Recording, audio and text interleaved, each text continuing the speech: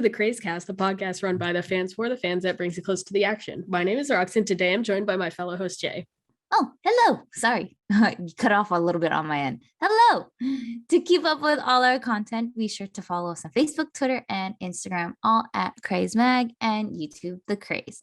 And if you're watching this on YouTube, before we begin, don't forget to like, comment, subscribe to our YouTube channel to catch our next episode, and hit that bell for notifications for whenever we upload new videos.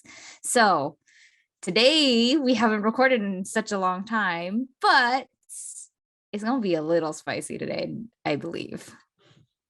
Yeah, we decided to take one for the team here and do a hot takes episode with responses from our team members. All of them will be anonymous, so no names. We're not giving away who said these things. But yeah. Yeah.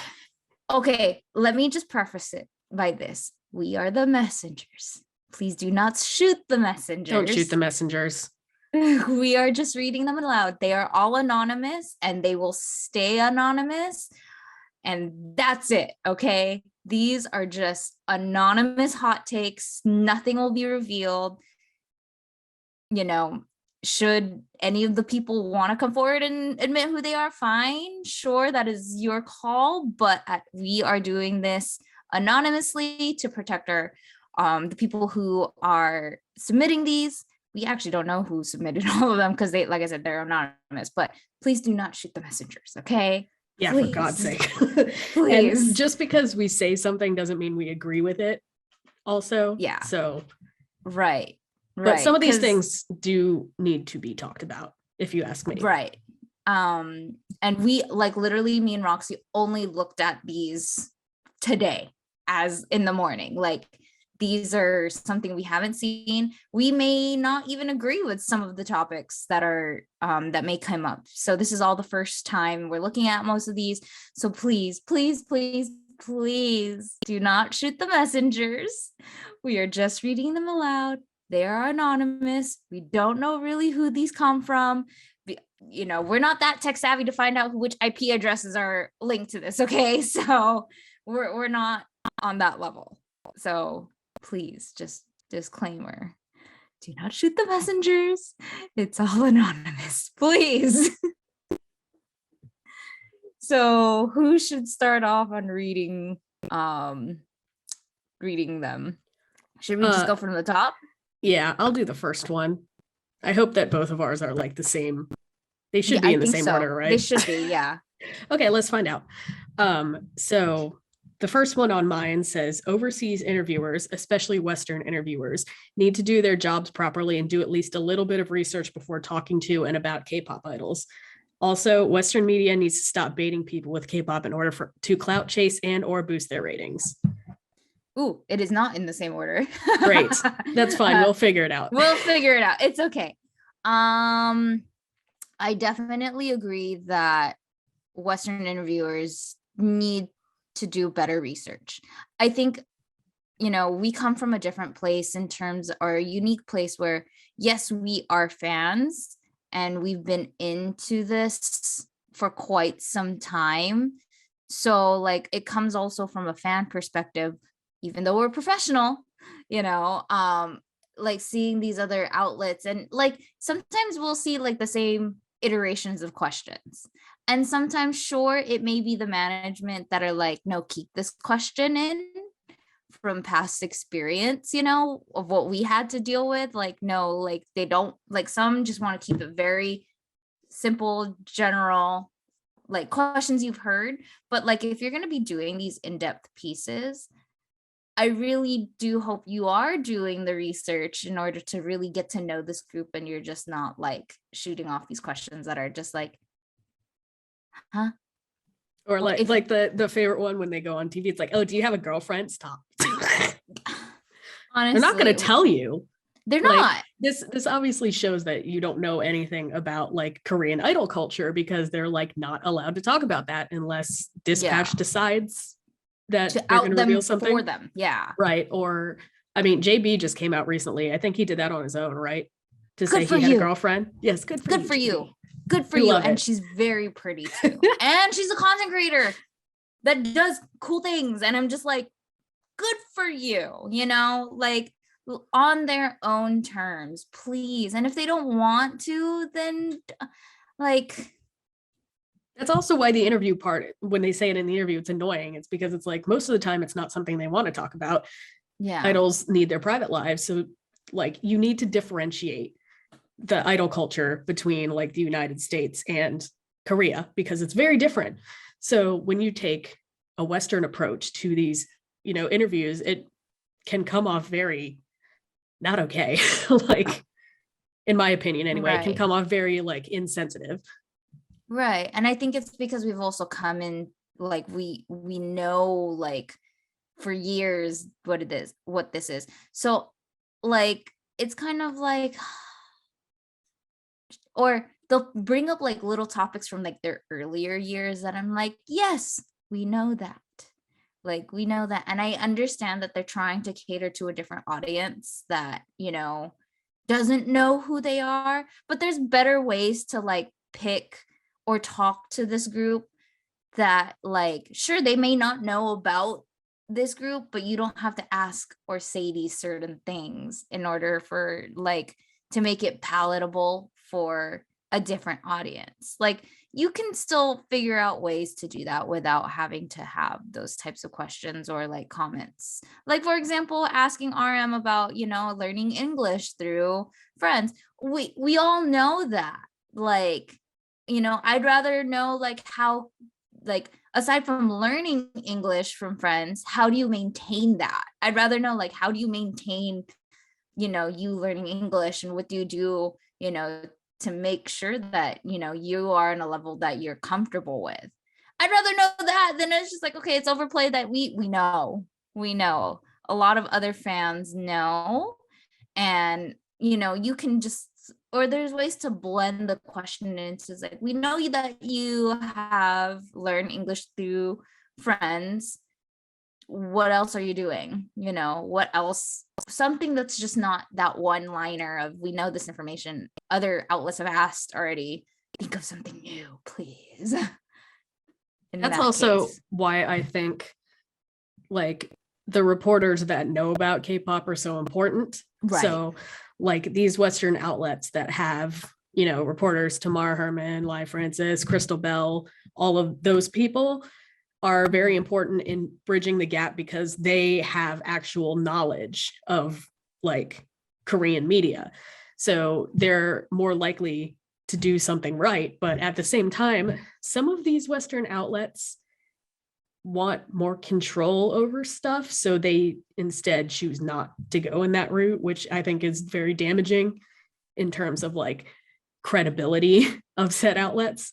So it's like, if you're not putting a subject matter expert on the forefront for this, then what's the point? Like, then it shows that you don't really respect those people or there's what they are good at. Right. And it's just like, yeah, like you said, contacting a subject matter expert that,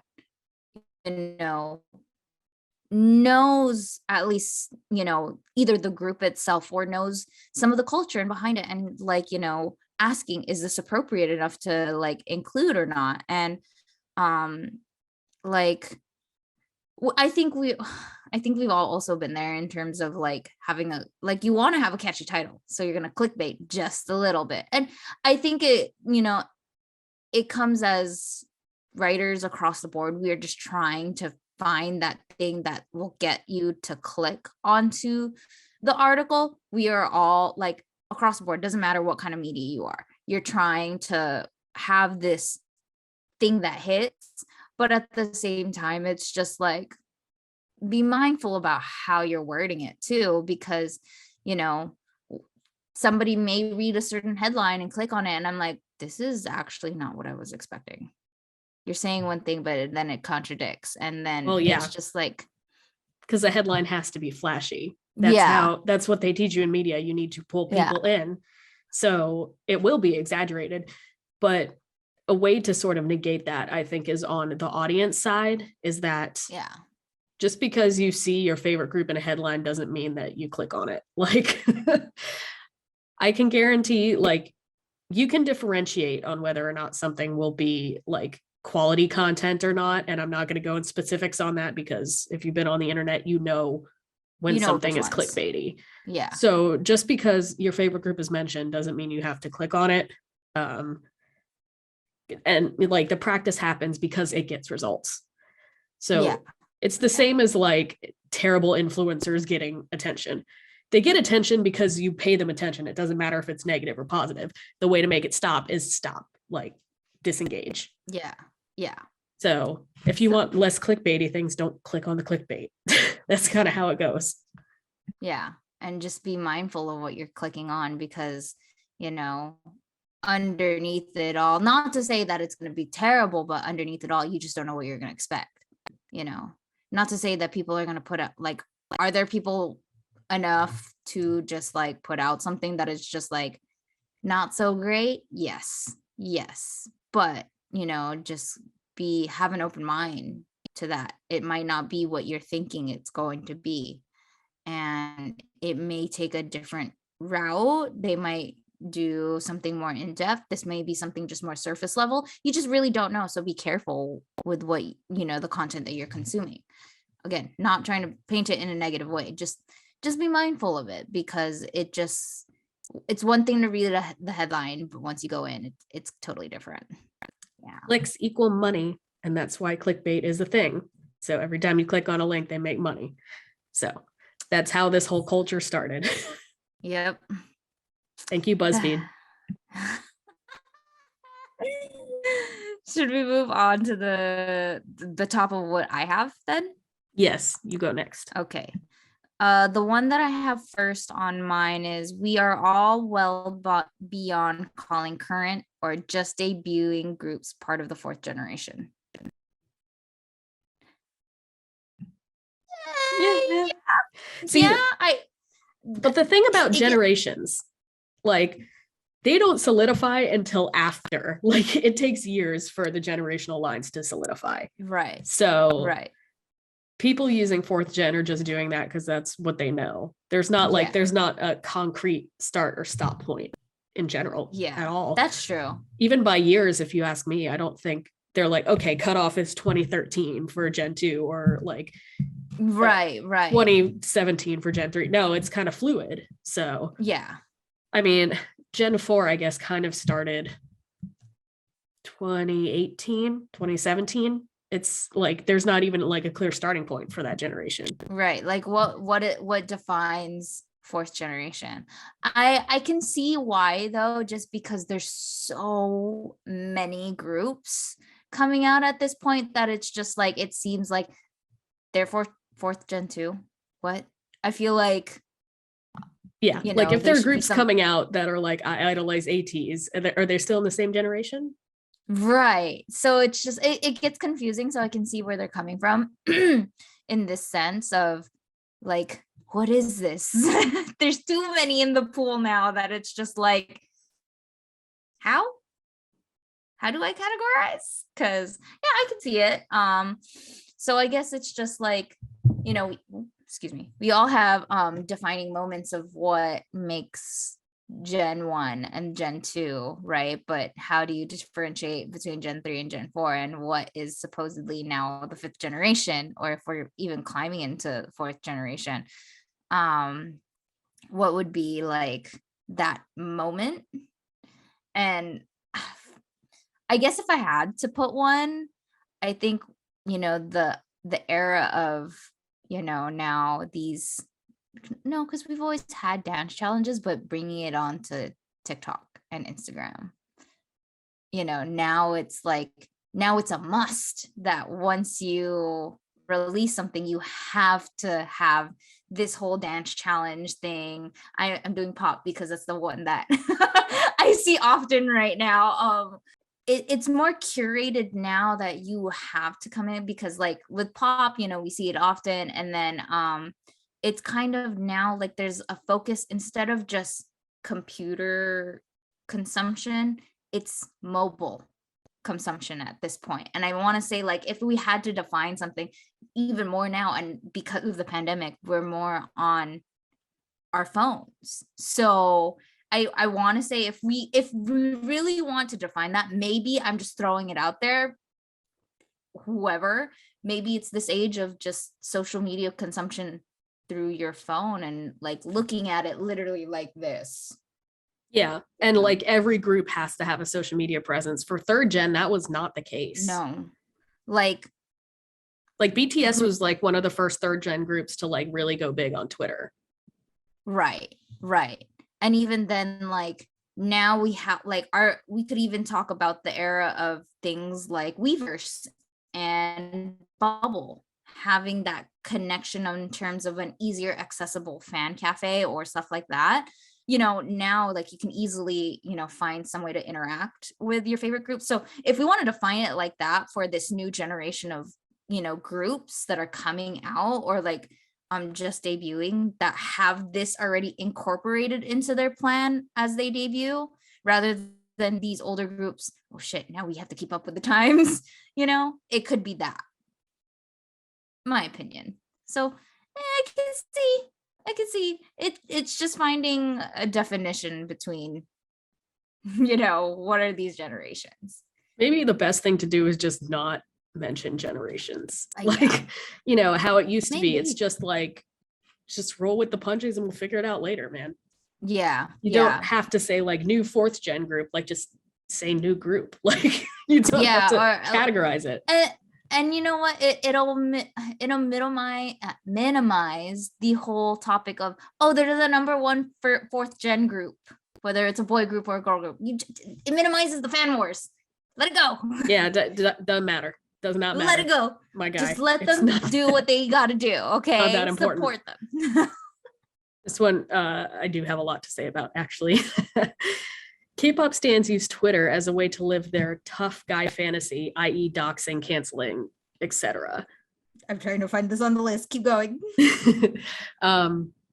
Correct.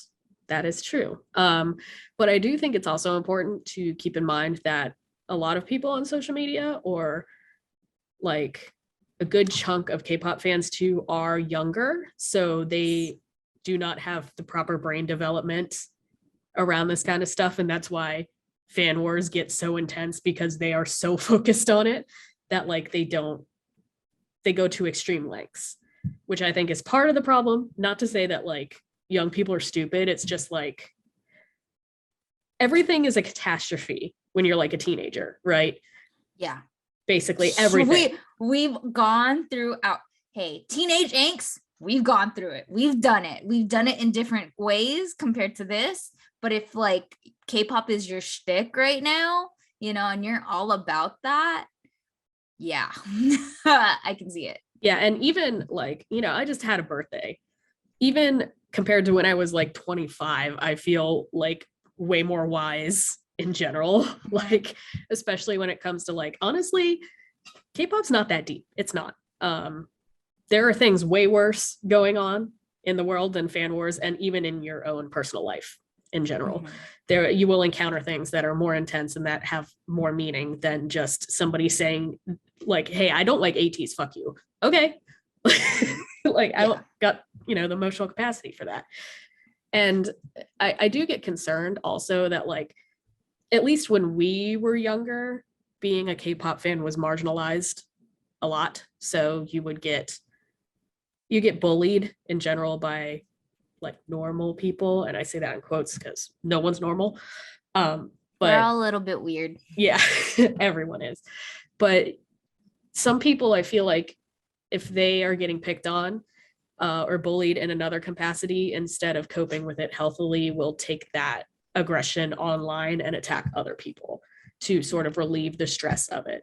And that's something I've seen, growing up as someone who was bullied and then seeing what happened to the people that bully me. I was like, oh, it's because they had a shitty life. Like that's why they take it out on other people.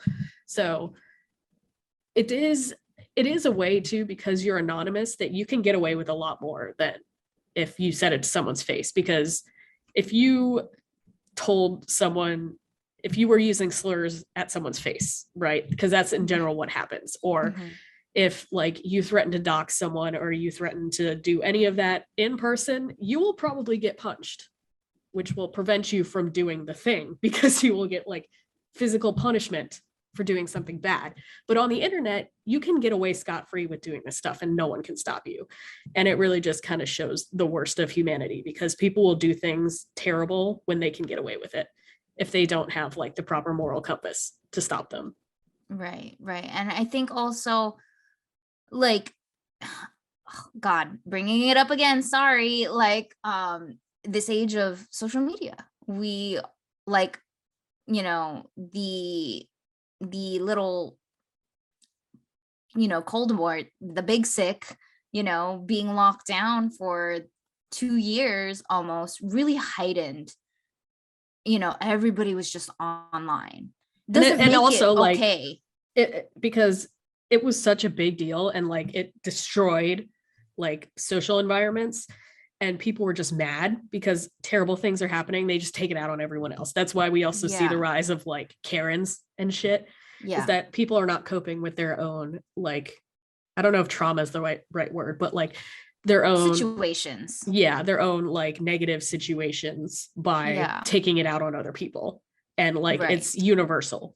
So that makes it 10 Yeah. times worse. Yeah. And then, like, you know, it is a, we are in an era where, you know, we live online, and you know, this is what, like, you know, sometimes it's hard, even whether you are a young kid or an emerging adult, or, you know, just an adult who hasn't had that much social experience on the outside. You know, your comfort is, well, I'm online, no one knows what's going on in my life. You can basically put up a persona of some sort. And, you know, I think it's something that, you know, across the board, you know, there are people out there that have that, but it doesn't make it okay for you to go out there and just because you are having a bad day doesn't mean that you are supposed to do this types of stuff. It still doesn't make it okay to dox people, to dox,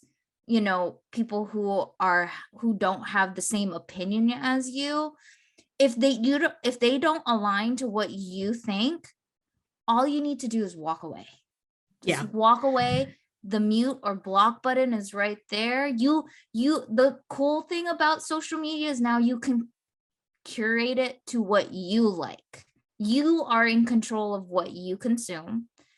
We're not, you know, like, just tailor it for yourself, because that's how you are just in your own circle and protecting yourself.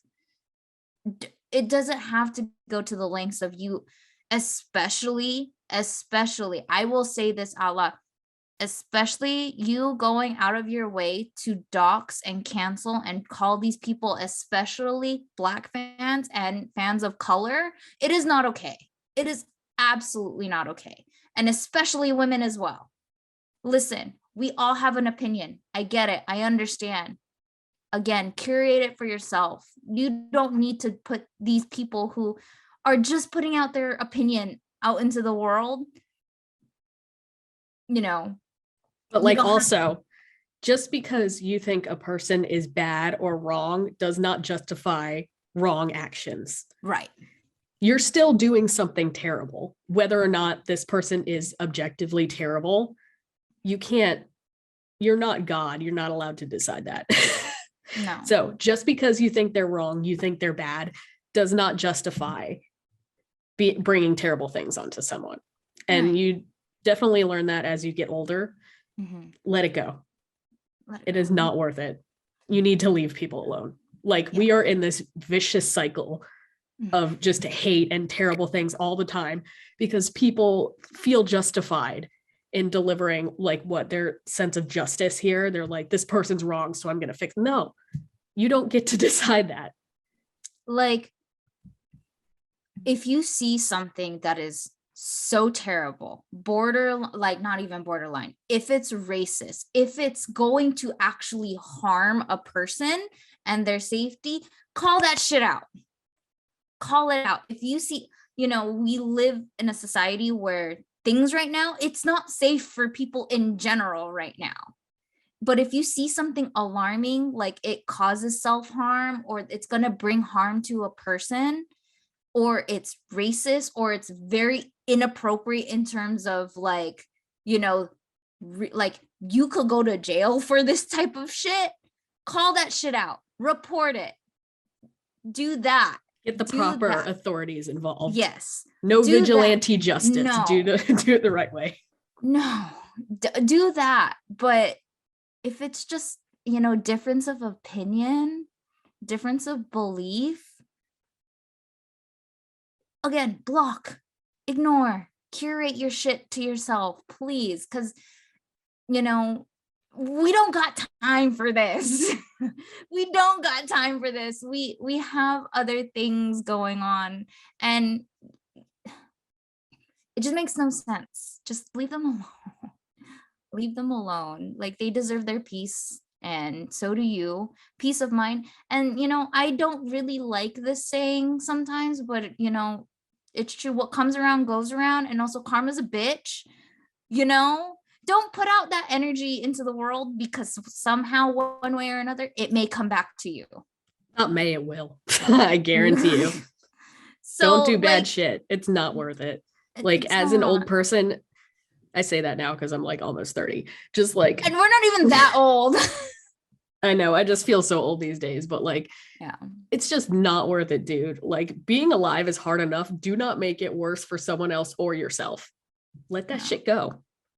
Fucking go outside and breathe fresh air. That helps every time. Just fucking touch some grass, please. Touch some grass, really. So, because sometimes that's all we need. Even if you're not socializing with people, go outside, do an activity, whether it's walking or, what, I'm gonna go to the mall today, I'm gonna go to my store, I'm gonna either pick up some Pokemon cards or pick up a book, or buy my favorite food, whatever. You got outside. Stay out there for at least 30 minutes. You need sun anyway. We all need morning sun. Is the best sun, by the way. Sun is, we are in fact plants, and the reason people get so depressed in the winter is because there's not enough sun. So go get sun. Yes, just don't forget your SPFs. I think we can go into the next one. On my end, it says no minors should debut. They should be at least 18 or 19 to debut in a group, with max 2-3 years of pre-debut training. Kids should be kids in school, hanging out with friends, being with family, etc. Their face, or body should not be plastered publicly to the world, and they should not be exposed to the creeps, long working hours, unrealistic expectations, etc. in the industry. My God, I agree. Yes, indeed. I also do. Again, because of our age, because when you're, I don't know, when you're 18, you're probably like, oh, whatever, it's fine, but it's really not. You're still a growing adult or a growing person. And like, the internet has exposed how absolutely creepy so many people are.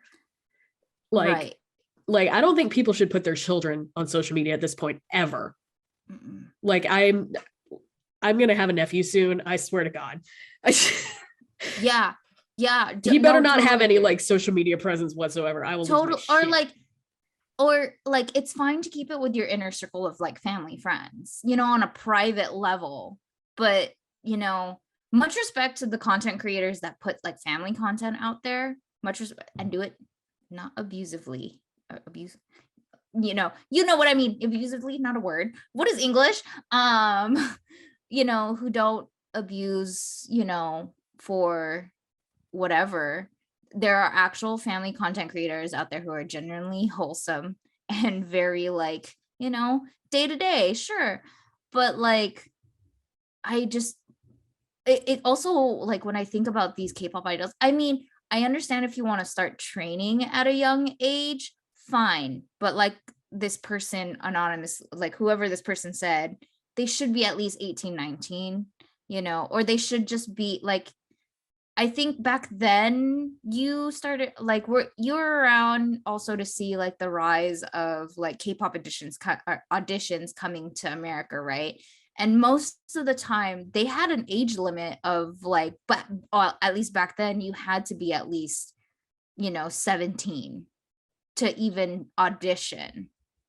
But now it's getting younger and younger. And I'm just like, they're putting some of these idols in some of the smallest pieces of clothing. And I'm like, Hello, I know. And like they're minor. it makes me think too, because when BTS debuted, Jungkook was 15.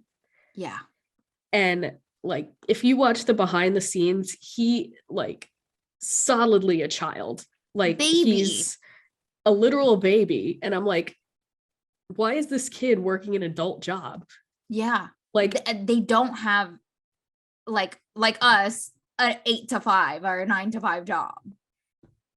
and they're not built for that. Like when you're young, like even if you think about it, because I thought like school was the longest thing ever. When I was in high school, 7 to 2. Oh God. That is Yeah. nothing. Yeah. And like now, as an adult, you work up to doing like a 9 to 5. But when you're a teenager, like you're supposed to be growing, you're supposed to be learning. They throw these kids into adult situations and they're going to have no idea how to handle it. There's going to be creepy men following these girls around. Like, I know they have security, but can you imagine being 15 and like a 35-year-old balding man is like screaming at you, trying to get your attention? Like, how do you cope with that mentally? Right. Your brain, like literally your brain is developing still. I believe it's for men, their brains aren't fully developed till like 25, and for women it's like at 22 or 23. Like where your brain's like fully developed. And so it's just like these kids are like, and imagine also just being a kid who's like 15 years old, 16 years old, and getting all of these cameras shoved in your face. It's already one thing that you're at like a recording studio or like a music show and there's already tons of cameras there. But when they go out of these buildings and there's all this press and fan sites and just you hear all of these clicking, and sure, like this is what you're signing up for, but you don't have to necessarily experience it as a kid either. Yeah, I agree. I think, and pushing the limit, because like I feel like a few years ago, didn't JYP debut like a Japanese group that had like 12-year-olds or said they were going to? It was I like 12 or 13-year-olds, and it may not Something be like that. JYP. So there is a company that did it, and I mean, like, I get like recruitment coming in at like, at an earlier age of like they're looking for 14 to 15-year-olds, but again, placing them, they need to train it. Like while it's cool that they're really good visual, think they would fit in this group, blah blah blah blah blah, sure, but they need to really prepare to be in this industry. And I feel like there should even be like, I don't know how much they prepare these idols behind the scenes for what a press release is going to look like. What if you run into a fan? Like there should just be these things in the industry, like they should teach you as a trainee, because they have such a big system in place. Well, also, if you think about it, debuting younger and younger then sets the beauty standard younger and younger, which gets really fucking creepy real fast. Because like I remember when Les Seraphim debuted, there was a lot of controversy around how they were dressed, because there is at least one minor in the group I know of. Yeah. But also, like, I remember watching the music video, and at one point, one of the girls is like bent over the car, right? She's like stretching back, and her ribs are out. I was like, she looks malnourished. Like, she's too skinny. And this is the type of skinny that teenagers are, that you cannot achieve after a certain age. Yeah. Essentially. So then that also promotes like eating disorders in older idols, because they can't look like they did when they were like fucking 16. Right. You just can't. So not only does it make people value the youth look to the point that it's almost like kind of creepy, it develops a standard of beauty that's just unattainable for anyone after a certain age. So it's like, it's not. And like, have to realize these kids have a high ass metabolism. I wish I still had my high metabolism. Do you know how it would be cool to just eat whatever you want? And I never had that. So I was just like, miss my high metabolism of just like, I'm always hungry, like I could eat, but as we get older, that changes. Your body is just physically changing, and they're not gonna look, it's not gonna, I wish I look how I look like in like what, 2017, but I can't, I know realistically that's not gonna happen. It's just unattainable. And you have to accept what your body turns into. And a lot of these kids are still going through puberty, and their bodies are just changing. And so it's, what more when they actually start to have the body that they're supposed to, right? And now it creates a new level of, it's either one, okay, how can we use this to our advantage, because now like, certain places are now filled out, or two, oh, they don't look like what they looked like before, this might ruin us. Like, it's just, these kids need to be kids. I fully agree. Like, just let them have their youth, or at least let them finish school. Because protect children, for God's sake. yeah, like, let them finish school. Like, we understand if they like, they choose, to not go to college after this, but can they just finish their primary education first? Yeah, like fucking Jungkook never went to school. These idols really, he like dead ass would talk about how he was too busy to go to school. I was like, child, please just finish it. Yeah, like just do. I don't care if you're bad at school. I was bad at school. That didn't like change anything. Yeah. Like, I mean, but like, just finish school. Like, they should at least just have a primary education finished. Like, totally get it. If you don't want to go into higher education, totally fine. I'm not judging, but primary school is where you learn your fundamentals and your learning blocks. Are there things like it may be different in Korea of what they teach you compared to here in America. God, I wish that they taught us how to do our taxes in school, but like, stuff like that. Like, you just are building your foundation for yourself, and at least you have some sort of knowledge. And so give them that, and maybe, let's reevaluate. But no, stop debuting these kids. They're too young. They need to know what life is just a little bit more better, and make adult conscious decisions. Correct. And I don't care if you're 17 and think you're an adult, you are not. So don't. I'm just like, even at 18, you don't know enough. Like, if you ask me, you shouldn't be doing shit until you're like 21. And even then, sometimes not. Like, true. Even then, you're like thinking about it as like, when I was a 21-year-old, I was still a bonehead. I know. I was so fucking stupid until I was 25. I was dumb. I was just like, why did I do that? Like, sure, like, young age, let's do it. Sure. And then now in our age, I'm like, I don't know if I could do that. My body can't. Let's anyways, getting into a long tangent. Okay, I will go to the next one. I think this will be a little bit of a shorter one. Okay. Just in general, because it's not polarizing, I don't think, as a question, or like as a statement. Light sticks aren't mandatory for a K-pop concert. Many end up bringing a different group light stick to the show, and in my opinion, if you don't have a light stick for that specific group you're seeing, just go empty-handed and have a good time. I know everyone wants to show their support in the most obvious way possible, but it really shouldn't cause as much pressure as it does. Is this a new thing? Yes. Okay. This is fairly new because I've never felt pressured to take a fucking light stick anywhere. Like, and yes, I remember like in the early days in like 2015, 2016, like most people didn't have one. It wasn't a big deal. Now it is. Is it? Yeah. Well, that's stupid. It's fucking stupid. I think it's coming from a place of, I would like to support, or at least, okay, I'm going to talk about my experience. I come from a place of, I would like to support said group of whichever. I want to hold something, be like, it is like, fun. It's fun. It's fun. But, so I come from, I should have a light stick when I'm going to this concert, but I will say, if you can't afford it, it's not a big deal. It really they're expensive as shit. It really is not a big deal. I kid you not. There are two light sticks that are my most expensive ones.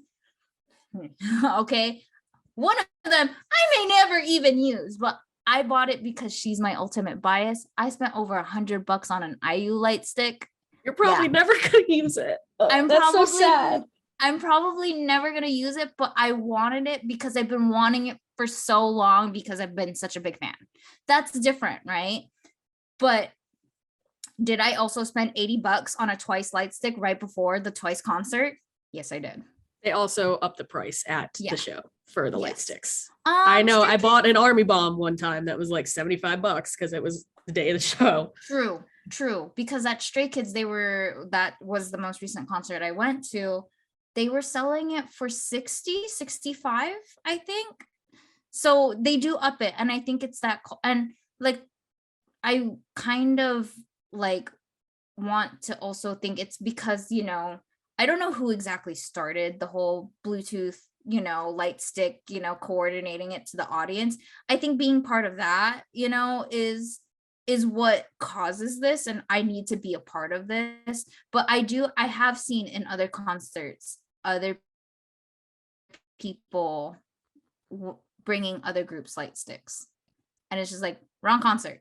I get that you may not have different, stuff, but I'm just like, it's not that deep. Why are people, this is one of the things, like, why are you making it that deep? If you judge someone for not having a light stick at a concert, you suck. You suck. Yeah.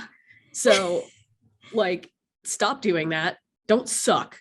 Like, it's not that deep. Like, not everyone can afford it. They're really expensive. And like, all these groups are coming. There's so many different groups. You're gonna have a light stick for everyone. The only time you use it is at the show. And then it sits in your closet and gathers dust. Like, it's not okay.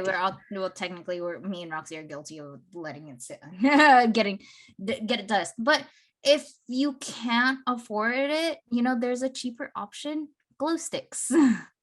Oh yeah, that would make it fun. That would make Just it get fun. Some glow sticks, bro. Yeah, like, okay, it might be a little bit hard to find it in the actual color of fandom, or as easy as flipping your phone,